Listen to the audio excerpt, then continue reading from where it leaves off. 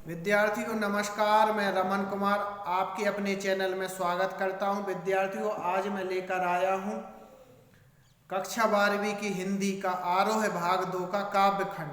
तो आरोह जो पाठ है पुस्तक का नाम है, उसका जो काव्य खंड है उसका पहला पाठ आत्म परिचय कविता। तो आत्म परिचय कविता हरिवंश राय बच्चन की है। तो इसमें जो तीसरा प्रश्न लेकर आया हूं, पिछले 2 प्रश्न मैंने पिछले वीडियो में पढ़ाए हैं। तो तीसरा प्रश्न है मैं और, फिर यहाँ पर कॉमा आया है। तो इस प्रश्न को समझने के लिए आपको सबसे पहले ध्यान से समझना होगा कि यह प्रश्न क्या कह रहा है। जब हम प्रश्न समझेंगे तभी हमें उत्तर समझ में आएगा। तो यहाँ पर कहा है मैं और, फिर कॉमा लगा दिया, और जग। तो यहाँ पर मैं और अलग हो गया, और जग फिर अलग है, और कहाँ का नाता। तो इस तरह से 3 और पूछे हैं। तो इस पंक्ति में 3 और जो पूछे हैं तो उसकी विशेषता क्या है कि 3 और किस अर्थ में यहाँ पर प्रयोग किए गए। तो विद्यार्थियों यहाँ और शब्द 3 अर्थ में प्रयोग हो गए हैं।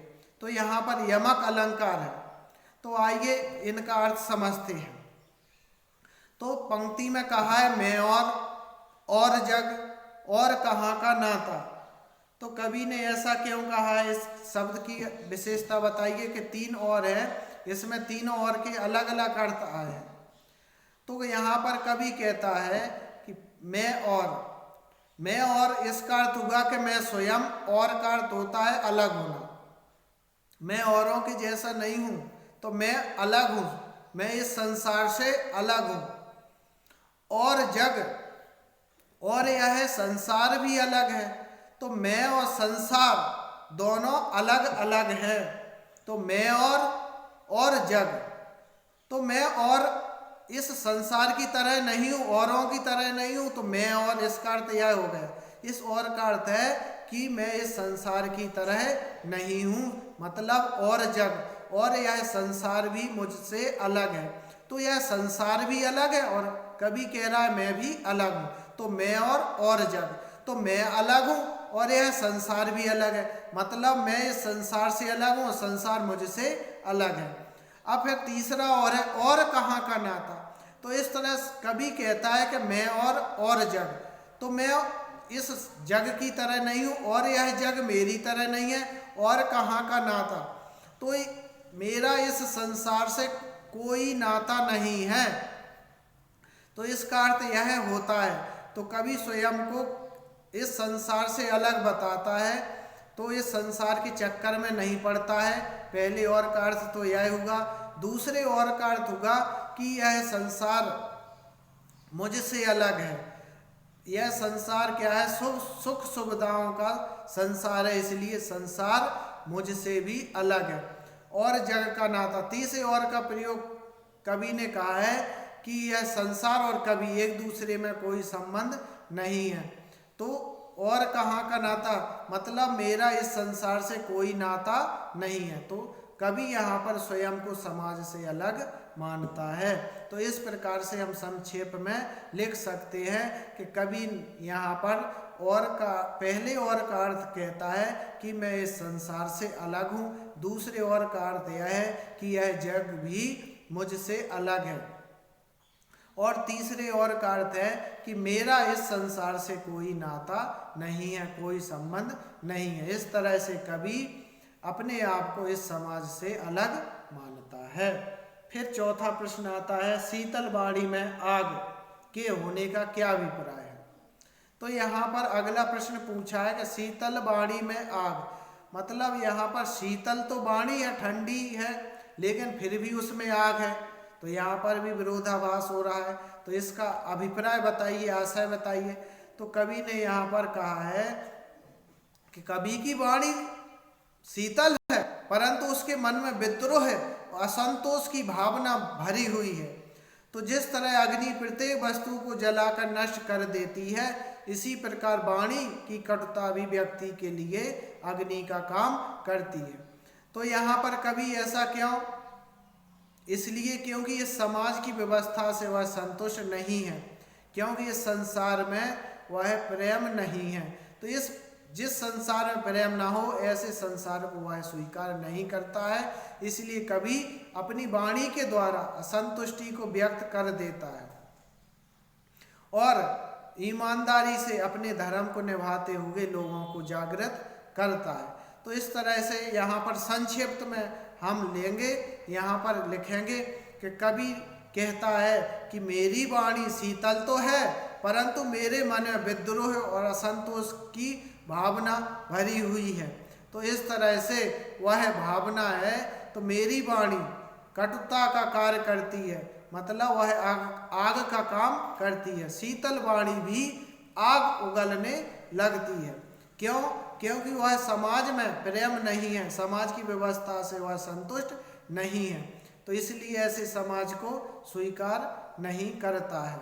तो इस तरह से कवि लोगों को जागृत करने का प्रयास कर रहा है। अब अगला प्रश्न लेते हैं। अगला प्रश्न है कि बच्चे किस बात की आशा में नींदों से झांक रहे हो। तो यहाँ पर प्रश्न समझना होगा आपको।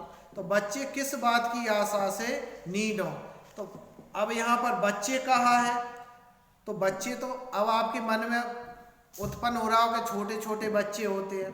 तो यहाँ पर मनुष्य के बच्चों की बात नहीं कही गई है। और यहाँ पर नीड का मतलब होता है घोंसला, तो घोंसला होता है पक्षियों का, तो पक्षियों के बच्चे उस घोंसले से झांक रहे हैं। यहाँ पर नीड किसे कहा है? घोंसले किसके होते हैं? पक्षियों के। तो पक्षियों के बच्चे उन नीडों से यानी घोंसलों से जो झांक रहे हैं, तो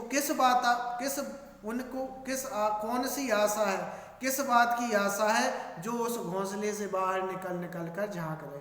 तो बच्चे, तो यहाँ पर प्रश्न आया है कि बच्चे किस की आशा में या किस बात की आशा में घोंसलों से या नीडों से झांक रहे हैं। तो यहाँ पर नीड शब्द आया तो घोंसले में बच्चे रहते हैं किसके? पक्षियों के। तो इस तरह से प्रश्न है कि बच्चे किस बात की आशा में नीडों से झांक रहे होंगे।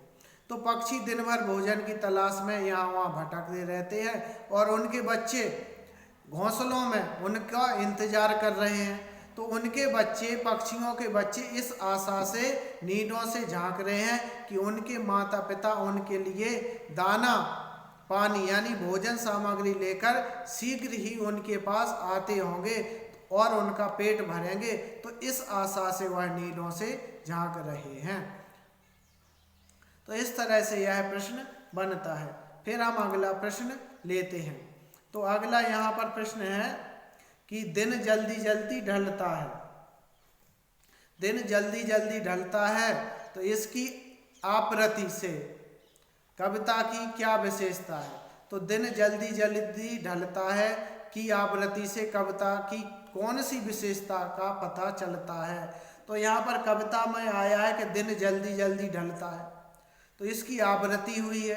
तो यह क्यों कहा गया है? इसका भाव बताइए, अर्थ बताइए, आशय बताइए। तो यहाँ पर कवि ने कहा है कि दिन जल्दी जल्दी ढलता है, तो इसकी आवृत्ति क्यों हुई है? तो ये इससे किसकी विशेषता का पता चलता है? तो यहाँ पर दिन जल्दी जल्दी ढलता है, इसकी आवृत्ति से कविता की इस विशेषता का पता चलता है कि लक्ष्य की तरफ बढ़ते मनुष्य को समय बीतने का पता नहीं चलता है। मतलब यहाँ पर जो मनुष्य का समय है, जीवन का समय है, वह अपने लक्ष्य की ओर जब बढ़ता है तो कब समय निकल जाए इसका पता नहीं चलता है। तो यहाँ पर कवि ने कहा है कि यह दिन जल्दी जल्दी ढल रहा है। तो दिन का अर्थ होता है जीवन, तो जीवन जल्दी ढल रहा है और हमें पता क्यों नहीं चल पा रहा? क्योंकि हम अपने लक्ष्य की प्राप्ति के लिए उसमें दिन भर कार्य कर रहे हैं, उसमें मन लगाए हुए हैं, तो हमें समय निकलने का कोई पता नहीं चलता है। तो यहाँ पर जो राहगीर है, जो चलने वाला है, उसका लक्ष्य तक पहुँचने के लिए वह व्याकुल है। तो इसलिए इस पंक्ति का आवृत्ति समय के अनुसार चलायमान है, यानी समय के अनुसार हमें चलते रहना चाहिए। इस प्रवृत्ति की ओर संकेत कर रही है, यानी हमेशा हमें रुकना नहीं चाहिए, चलते रहना चाहिए। इसकी विशेषता बता रही है क्यों? क्योंकि समय परिवर्तनशील है, वह किसी की प्रतीक्षा नहीं करता, वह हमेशा निकलता जाता है। तो यहाँ पर समय को दिन माना है, और दिन जल्दी जल्दी क्यों ढल रहा है? क्योंकि हम यदि दिन भर काम में व्यस्त रहते हैं, मन लगाकर करते हैं, तो हमें समय कब निकल जाए पता ही नहीं चलता। तो इस प्रश्न को आपको कैसे लिखना है मैं संक्षिप्त में बता दे रहा हूँ। तो प्रश्न है, दिन जल्दी जल्दी ढलता है, इसकी आवृत्ति से, यानी इस पंक्ति के द्वारा कविता में किस बात की विशेषता बताई गई है? तो आपको उत्तर लिखना है कि दिन जल्दी जल्दी ढलता है, इस पंक्ति की आवृत्ति से कविता की यह विशेषता का पता चलता है कि जब मनुष्य लक्ष्य की ओर बढ़ता है तो उस कब समय बीत जाए इसका पता ही नहीं चलता, क्योंकि जो चलने वाला है वह चलायमान रहे हमेशा, यदि वह चलने वाला यदि चलता रहे तो वह अपने लक्ष्य को प्राप्त करता है, क्योंकि समय परिवर्तनशील है, वह समय किसी की प्रतीक्षा नहीं करता है, वह हमेशा निकलता जाता है। तो आपको लिखना है कि दिन जल्दी जल्दी ढलता है, तो इस कविता की इस विशेषता का पता चलता है कि लक्ष्य की तरफ बढ़ते मनुष्य को समय बीतने का पता नहीं चलता है, क्योंकि समय परिवर्तनशील है, तो इसलिए समय किसी की प्रतीक्षा नहीं करता है। तो हमें हमेशा अपने कार्यों की ओर हमेशा लगे रहना चाहिए, कार्यों में हमेशा संलग्न रहना चाहिए। तो इस कविता में इसकी विशेषता वह बता रहा है। फिर अगला प्रश्न आता है, हम लेते हैं कविता के आसपास से। संसार में कष्टों को सहते हुए भी खुशी और मस्ती का माहौल कैसे पैदा किया जा सकता? तो बच्चों ये आखिरी प्रश्न है, वो कह रहा है कि संसार में हम इतने कष्ट सहते हैं, दुख सहते हैं, फिर भी हम खुश रह सकते हैं, मस्त रह सकते हैं, तो यह कैसे हम यह माहौल, यानी किस तरह से यह माहौल बना है और हम सुखी जीवन जिए? तो किस तरह से हम खुशी और मस्ती का माहौल संसार के कष्टों में रहते हुए भी कैसे बना है?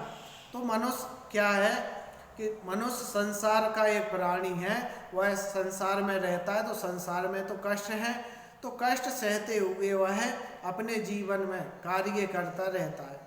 तो सुख दुख तो आते जाते हैं, मनुष्य को दुख से परेशान नहीं होना चाहिए, क्योंकि मन में यदि मन में प्रेम की भावना और उमंग की भावना हो तो मनुष्य के जो दुख है, कष्ट हैं, तो उनके बीच में रहकर भी वह खुशी और मस्ती का माहौल पैदा कर सकता है। मतलब खुशी और प्रेम के द्वारा वह इन कष्टों के जीवन में भी खुशहाली का जीवन व्यतीत कर सकता है।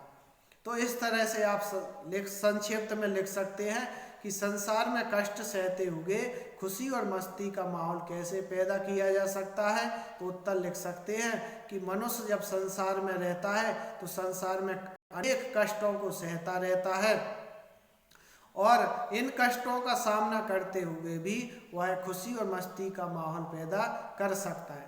तो खुशी और मस्ती का माहौल पैदा करने के लिए उसके मन में प्रेम और उत्साह और उमंग की भावना होना चाहिए। इसके सहारे अपना जीवन खुशी और मस्ती के द्वारा वह व्यतीत कर सकता है।